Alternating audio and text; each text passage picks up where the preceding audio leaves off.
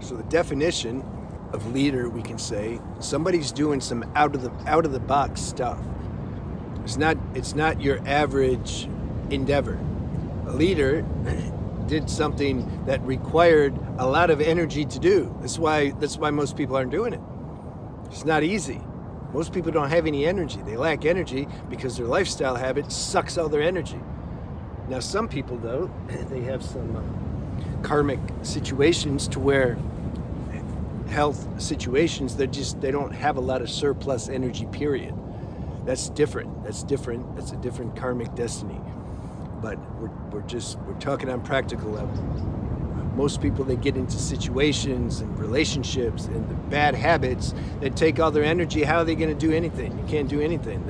They're lucky if they can just do the normal, like just work and survive. So there's no way a true leader cannot be doing semen retention to a sufficient degree anyway. It's not like, oh, they never lost a drop, or no, it's not like that. They could still have a wife, and maybe they have sex, I don't know their schedule, but they definitely recognized the power that they have, that they gain when they don't lose their sexual energy. They've recognized it. They may not even know they recognized it. It's just somehow they recognized it. Because the ojas is what we're talking about when we talk about semen retention. This is the highest quality, most potent energy the body makes. So if you're losing that, there's no way that you can do some out-of-the-box stuff, like what we would say the definition of a leader is. Einstein, Edison, Trump, whoever. And it doesn't matter, I'm not talking about their morality and character. Everybody has their opinions. I'm just saying, to do that stuff requires energy.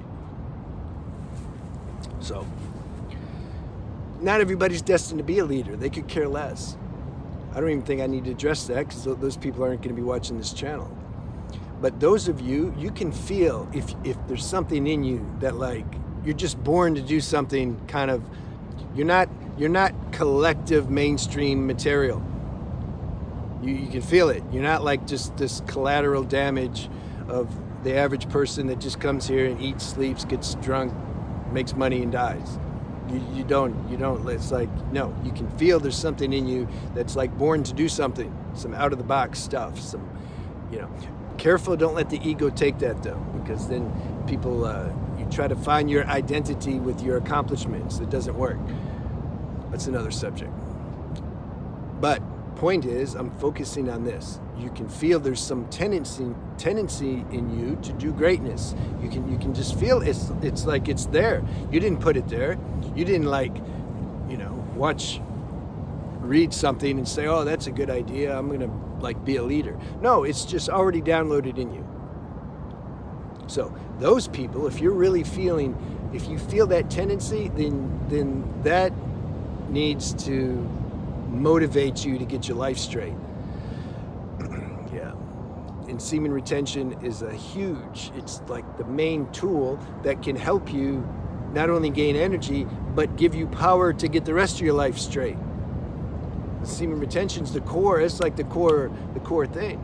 And then it makes it easier to have a cleaner diet, and your consciousness raises, so then you don't want to be around and go to lower environments and talk to lower frequency people. Like it doesn't match, you see? It doesn't match because the semen retention's giving you a frequency that you recognize, some intuitive recognition that, like, oh yeah, this is how I'm supposed to be. Sometimes people, including my previous self, I noticed when we were doing semen retention, we say, damn, it feels like kind of how you felt when you were a kid. Like things are kind of fresh and vibrant and the colors are brighter and things like that. Yeah, I mean, because you got more life force circulating. That shows how important our sexual energy is. I just feel I need to say again, don't worry about being perfect. This is a process, man. Like, this is a process. You just do the best you can do. I don't know how many times I can say that, but it's just the truth. And you're going to fail. What do they say? Edison, you figured out how to make a light bulb after 10,000 times or something. That's has to be your attitude also with semen retention. And then at some magical moment, grace, the universe, God is gonna like do for you what you can't do for yourself. And then somehow these tendencies to go do this debaucherous, stuff that you used to do, it's just not in you anymore. It's like you can't do it. The mind can't produce that kind of shift. No. Grace has to do that. But it needs your willingness to burn through and not give up trying to do what you know you need to do. And you give time, and that's what you do. You don't keep looking at the clock saying, oh, when's this gonna happen? It's not your business. You keep trying. If you live for 80 years and it happens at age 79, good. You made it. You're probably still in the 2 percentile range of human beings. So what difference does it make? Your attitude has to be like that. I'm gonna keep trying no matter what. I don't care how many times I fail. I don't care. Others are saying, oh, they're good at it and they can do it. Like, I don't care. Like, it's about you. It's about you. That's what it's about. And you have to keep that mindset. And then this tendency that you feel that you're destined to do something great, that will materialize in its own time. You don't need to try to figure out what is it though? What form is this greatness going to take? Am I going to be an actor or some CEO making millions? Like, what is it? No, it doesn't matter. Let that be revealed to you.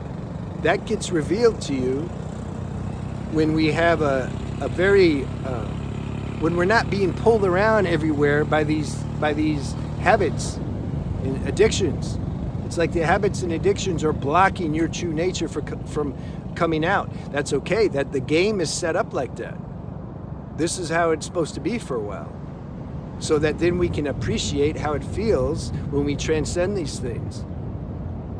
The game's set up this way.